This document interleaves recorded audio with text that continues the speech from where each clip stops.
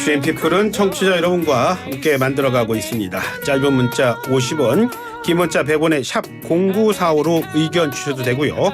실시간 방송되는 YTN 라디오 앱 또 유튜브 댓글창 이용하셔도 됩니다. 방송을 통해서 하고 싶은 얘기들 보내주십시오. 여러분의 의견은 총선을 앞두고 균형 있는 시각을 전하는 데 큰 도움이 되고 있습니다. 자, 지금까지 들어온 주요 뉴스 정리합니다. 오늘도 김영민 아나운서와 함께합니다.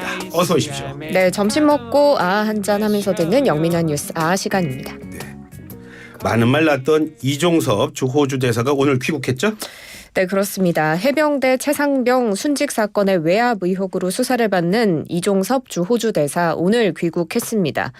법무부가 출국 금지를 해제하면서 지난 10일에 이제 출국을 했는데 11일 만에 다시 돌아온 거고요. 이 대사는 저와 관련해 제기됐던 여러 가지 의혹들에 대해서는 이미 수차례에 걸쳐서 사실이 아니라는 점 분명하게 말씀드렸다고 말했습니다.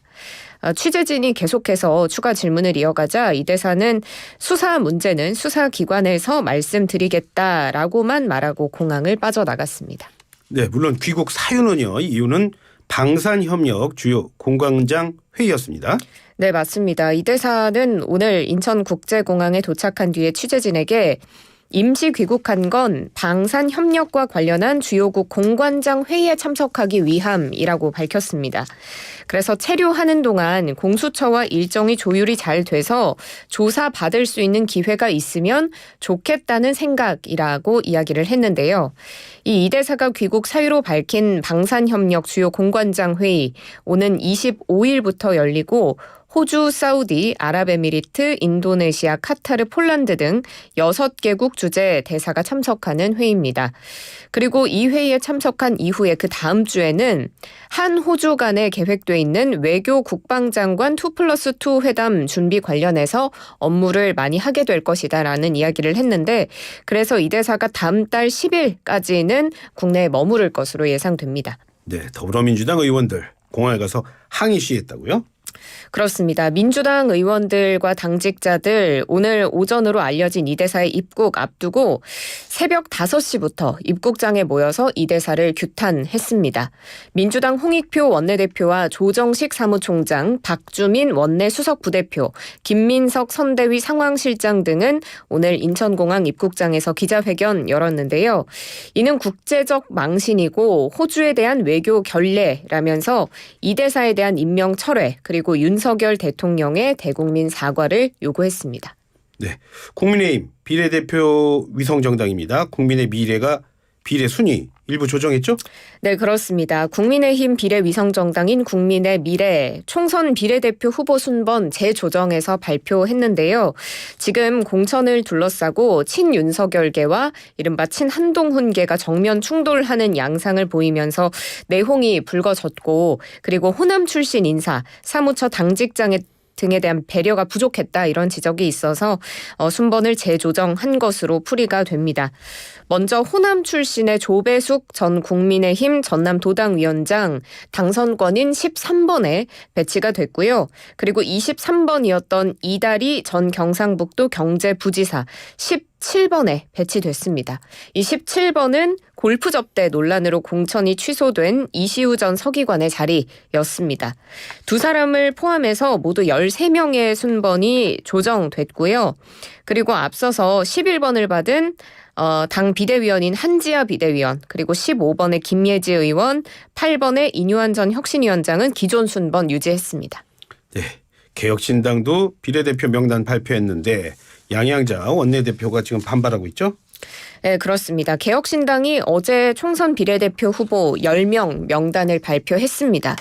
비례대표 1번에는 이주영 전 순천향대 천안병원 소아응급의학과 교수 그리고 2번에는 천하람 변호사가 이름을 올렸습니다.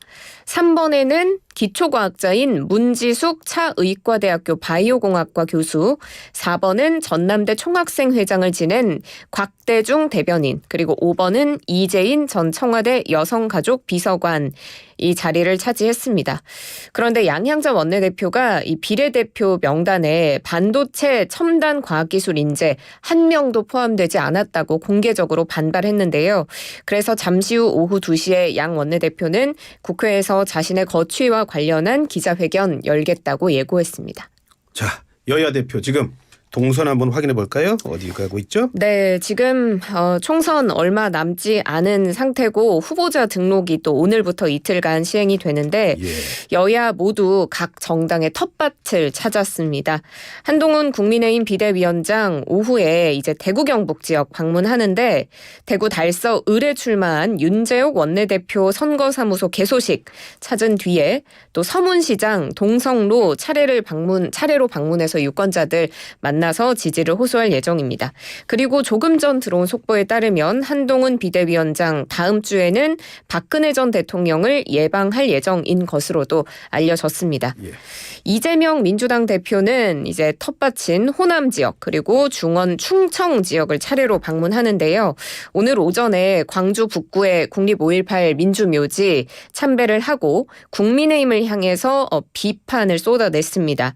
5.18의 역사 자체를 부정하고 폭도로 매도하는 그 정신 나간 집단들, 반역의 집단들이라며 비판 수위를 끌어올렸습니다. 네. 자, 이제 이 얘기하겠습니다. 정부가 어제 의대 증원 배분안을 발표를 했습니다.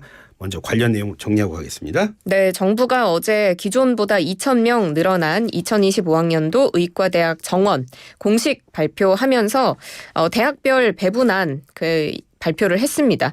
의과대학 정원이 늘어나는 건 1998년 이후에 27년 만인데요. 기존에 강조해왔던 대로 비수도권 27개 대학에 증원분의 82% 배정했고요. 나머지 경기 인천 지역에 18% 배분했습니다. 그리고 서울 지역은 정원을 단 한 명도 늘리지 않았습니다. 예.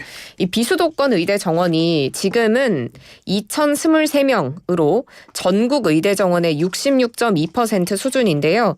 내년부터는 3,662명으로 전국 의대 정원의 72.4% 수준까지 높아지는 겁니다. 그런데 정부의 이런 방침에 학부모와 수험생 등이 법원에 취소 소송 그리고 집행정지 신청까지 제기했습니다. 지방의대를 졸업해도 결국 다시 수도권으로 돌아와서 취업을 하거나 개업을 해야 할 수밖에 없는 현실인데 그래서 이 증원 배정에 과학적인 근거를 제시해야 한다라면서 소송을 제기한 겁니다. 정부가 오늘 전공의 처우 개선을 위한 토론회를 한다고요? 네, 그렇습니다. 어제 이 증원 배분안을 발표한 데 이어서 오늘 오후 3시에는 전공의의 처우 개선 논의를 위한 전문가 토론회를 엽니다. 이 토론회에서 이제 의료계와의 소통 과정의 하나로 이 토론회가 소개가 됐는데요. 의료 현장에 지금 복귀하지 않고 있는 전공의들을 달래기 위한 자리가 아닐까 이렇게 풀이됩니다. 네. 자, 이런 한편에서는 이탈 전공의에게 다음 주부터 면허 정지 처분한다. 그런 얘기도 들리던데요. 네, 맞습니다. 정부가 의료 현장에 복귀하지 않은 전공의들 대상으로 다음 주부터 면허 정지 처분에 들어갈 예정입니다. 박민수 보건복지부 2차관 오늘 중수본 회의에서 업무 개시 명령 위반에 대해서는 다음 주부터 원칙대로 면허 자격 정지 처분을 해나갈 것이다라고 이야기했고요. 그래서 전공의들을 향해서 더 이상 주저하지 말고 환자를 위해 또 여러분의 빈자리를 감당하고 있는 동료를 위해 의사라는 직업을 선택한 여러분 자신을 위해 지금 즉시 수련받고 있는 병원으로 복귀해 주기를 바란다고 촉구했습니다. 일단 전공의들은 한 달 이상 수련 공백이 생기면 추가 수련을 받아야 하는 상황인데요. 예. 이 추가 수련 기간이 3개월을 초과하게 되면 전문의 자격 취득 시기가 1년 지연될 수 있습니다. 그래서 지금 근무하고 있지 않은 레지던트가 면허정지 3개월 처분까지 추가로 받게 되면 추가 수련 기간이 3개월을 초과하게 되겠죠. 그럼 전문의 자격 취득에 차질이 생길 것으로 보입니다. 전공의 얘기 좀 더 해보겠습니다. 전공의들이 국제노동기구 그러니까 ILO에 의견 조회를 요청했는데 그건 또 받아들여지진 않았나 봐요. 네, 그렇습니다. 고용노동부가 앞서 전공의 단체가 정부의 업무 개시 명령이 강제노동 금지 위반이다라면서 국제노동기구 ILO에 개입을 요청한 것에 대해서 ILO가 자체 종결 처리했다라고 밝혔습니다. 예. 그 이유를 설명을 했는데 대한전공의협의회는 노사단체가 아니기 때문에 요청 자격이 없다라는 이유입니다. 그래서 ILO는 이 요청한 당사자인 전공의협의회에게도 이런 사실을 통보한 것으로 전해졌는데요.